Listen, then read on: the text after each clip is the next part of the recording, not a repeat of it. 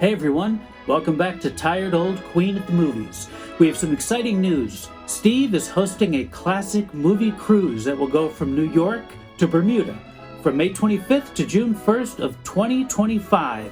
More info below. Now let's go see the Tired Old Queen at the Movies, Steve Hayes. Johnny, you know what? I thought for a change of pace that we would do a political comedy. And so I chose H.C. Potter's The Farmer's Daughter from 1947, starring Loretta Young, Joseph Cotten, Ethel Barrymore, Charles Bickford, and Rose Hobart. Now, this movie was originally bought by David O. Selznick as a project for Ingrid Bergman. And she took a look at the script and said, oh, I don't really want to play a farmer girl, a Norwegian. I don't want to do that. So he, in turn, sold it to Dory Sherry. And when Dory Sherry bought it, Selznick said to him, you know, I got a tip for you. If you're going to cast this, you ought to take a look at Loretta Young, because Loretta Young is the most underrated actress in Hollywood. And if I could work the day out for you, I could work any place. Loretta came from a family of four sisters. There was Sally Blaine, who had a career on her own in movies. There was Pollyanna, and there was Georgiana, who was the youngest one, who later married Ricardo Montalban.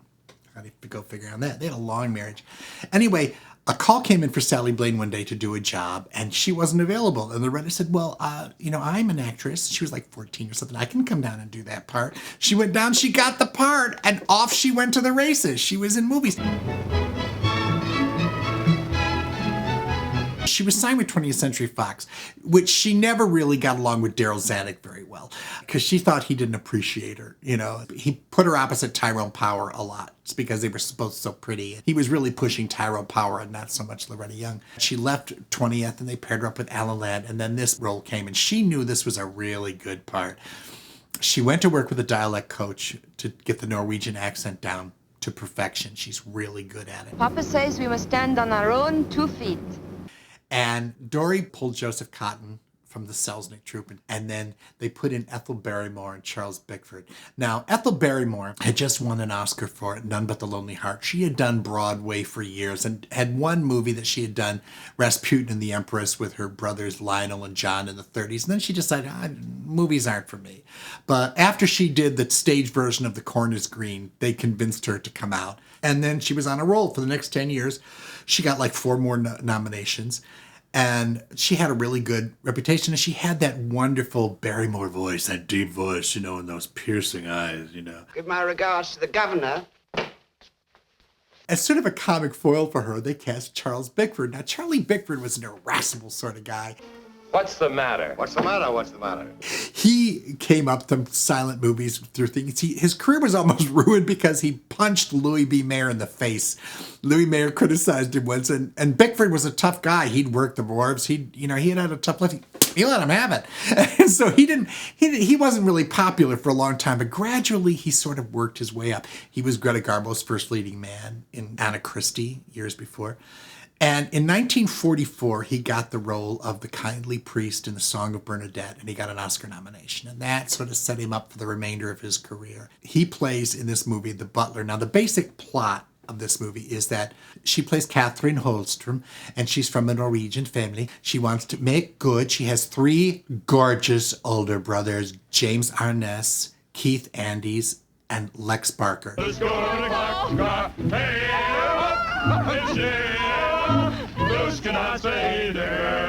Why leave home? Anyway, she leaves home and she goes to the capital city to make some money. And she's picked up by this painter who gives her a lift in. Basically, it's the old farmer's daughter joke. You know, he picks her up and he's going to have a thing with her. And she just won't have it, you know. So he leaves her there and he's got all of her money. He takes all of her money. So she hitchhikes into capital city. She finds the guy. She throws a pitcher of water on him. He spent all of her money. So she goes to the Morleys. Mrs. Morley is Ethel Barrymore. Her husband was the great senator of the state. She has a lot of power. And her son is Joseph Cotten. Oh, Ma, where have you been? Down to headquarters, my little man. Charles Bickford is the butler. You. You who yourself? I understand that you need help. He goes, yes. Can you fit into her apron? Well, Loretta was such a little thing. You know, she wraps it twice around her. And she goes, Lena's a very big lady. She says, can you make coffee? Oh, yeah. Real coffee? Yeah. Oh, you bet. So they have a political meeting that day, and they're always talking about Mr. Clancy. That's Charles Bickford, how awful Mr. Clancy's coffee is. And they're all having all these politicals. And they go, it's Mr. Clancy's coffee. You better have some brandy. So Joseph Cotton tastes the coffee. He goes, what? Who made this coffee? And everybody's going, wow, this is great. Good coffee. You bet. He's instantly smitten because she's so beautiful. You were saying, Glenn? Oh, yes. And they interview her, and it's a really wonderful thing. They go, Katie, and Ethel Barrymore goes, Katie, can you tell us what you do? She goes, oh, yeah, I work at the farm every single day. I kill all the pigs and chickens at harvest. I plant the crops. I do all the washing with Mama and all the ironing for my brothers, my father, myself, and my Mama. And I make glug. You do? Yeah, at Christmas time. With a hot poker. She's just adorable. So she moves in, and of course, Joseph Cotton falls in love with her. Your concern wouldn't be because you're in love with her, would it? Of course not. It's just that she's a very, very sweet girl and fair play. And there's this other woman, Rose Hobart, who's a columnist, and she's a political gal. She's really kind of savvy and chic, and she's got her eye on him. You're in love with the guy. Everybody knows but Glenn. And once he sees Loretta Young, he can't see anything from bug dust, and he starts falling all over himself for her. At one point, she goes ice skating. For my exercise on my day off, I go skating. He goes, oh, well, I'll skate with you. I was on the team at Yale. I won the winning skating team at Yale. And Charles Bickford goes, yeah, that was years ago. And Ethel Barrymore goes, he's going through the ice. No, he won't. Well, he went through the ice there last year. He couldn't be such a dumbhead. 5-1. She yells out and they bet. They're watching out the window. And Cotton gets down on the ice and he's skating around and he goes right through the ice. Falls right on his head. And she goes, Joseph. He drops the money. Thank you, Joseph. She goes to the other room. They bet. He catches cold that night. He's got to go to Europe on a political trip. So she goes, Katie says, I know what you need. You need a good massage. I'll give it to you.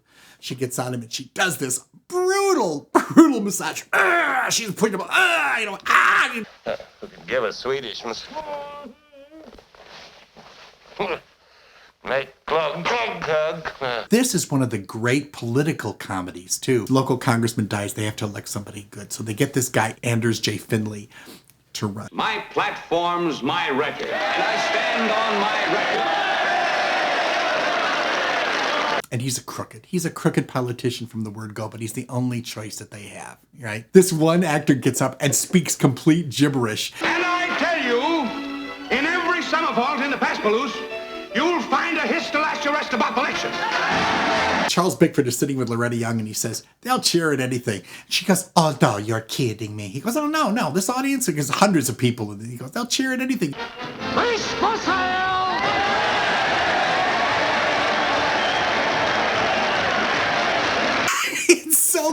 It's so great. It's got a lot to say about American politics at the time. And Katie raises her hand and she stands up in the crowd. Young lady, you have a question? Yeah. Why are you running? He goes, why am I running? Yeah. And they all go, boo, boo. She goes, no, wait a minute. I'd like to know how you, with your record, can ask these people to vote for you. I am from up there. You are our representative. And you are not good. You're not a good man. And you know, the farmers need someone to speak for the people. Well, what would you like? I would like someone who talks for the people, who speaks well for the people. Meanwhile, the opposition is sitting right behind her and they go, this girl's got something here. So they call her in and they go, who would you like? She says, well, I'd like to see someone who represents all the people, not just the political people, all the people, listens to what they have to say. You'll run, of course. Me? Yes. So she has to run against Anders Finley, and she goes to Mrs. Morley. She loves Mrs. Morley, and she says, Mrs. Morley, they want me to run. And Ethel Barrymore goes, well, Katie, that's the American way. It's the United States. And if you want to run for Congress, I don't think you have a ghost of a chance. I don't think you're the least qualified to run. I mean to use every device in my power to defeat you. Yes, Mrs. Morley. And by that time, Cotton is furious. Because she's leaving, and he hasn't really told her he loves her, and everybody else around knows it. She starts to run for Congress, and he goes to visit her, and he hears her giving a speech, and she goes, "You've got to run what? You have to listen to what the people want. Your government." And he goes in, and the three brothers are there, and they know who he is, and they go, "Do something with her. Talk to her. Talk to this. She's got a speech coach." And they throw the speech coach out, and they bring him in, and he just sits down, and he says, "Katie, do you remember how you talked to me and talked to everybody about what you thought the people needed? Well, don't try to yell at them like that. Just talk naturally. Just talk to them. They're good people. That's what they want to hear. That's what you're representing." She goes, "Yeah, okay, that's what I do." And then he finds out that there's a real big smear campaign because they found the painter that brought her in and took her money, and that he's going to try to spread that old thing of the farmer's daughter all around about her. He's going to really ruin her reputation. And Joseph Cotton is not going to stand for that. And Ethel Barrymore does this wonderful thing with Anders Findlay, where she sits her Anders Findlay down because she wants to get the lowdown. She starts serving him drinks. He says, "I think I've got great plans for this state. I've got an organization." "Have you?" "Oh, yeah, filled with the right kind of people." "Mm-hmm." 100% American is White, right. no foreign born, Right. the right kind of religion. "Oh, Mr. Finlay, I'm afraid I'm going to have to throw you out." She gets Charles Bickford to pick up the guy and throw him. You forgot your hood! And then it comes down to the election and what's going to happen. This movie is so lovingly delightful. And Loretta Young ended up winning the Academy Award for The Farmer's Daughter. She was up against stiff competition. She was up against Dorothy McGuire in Gentleman's Agreement, Susan Hayward in Smash Up, The Story of a Woman, Joan Crawford in Possessed, and her best friend, Rosalind Russell, in the film adaptation of Eugene O'Neill's Morning Becomes Electra, who they thought was the odds-on favorite. And the night of the Oscars, Roz was so convinced she was going to win, she was halfway out of the seat, and they said, "The winner is Loretta Young." And it was the biggest upset win in the history of the Academy Award. And Loretta had gotten Adrian, the great MGM designer, to design this dress, this green taffeta dress with petticoats that was so big, she knocked people out sitting down and getting up off the thing. People were falling over right and left. She couldn't get to the stage. There were so many petticoats. When she finally got to the stage, she held it up and she said, "For many years, the Academy Award has been basically a spectator sport. But as you can see, I dressed for the occasion." She had a really good career. And then all of a sudden, she saw those film things lining out, and she was smart enough to get into television. And she would swirl at the doors and come in with this gown, and she'd go, "Hello, I'm Loretta Young, and tonight I play a Chinese peasant woman."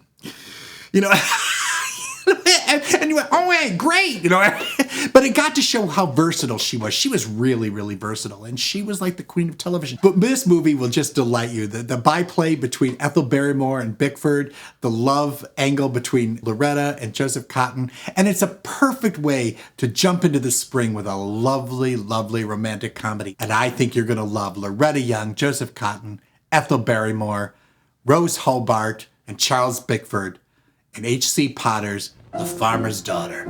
Let's all go to the lobby. She was so religious that Marlene Dietrich said once, "Every time she sins, she builds us a church. That's why there's so many cathedrals in Hollywood." The popcorn can't be beat.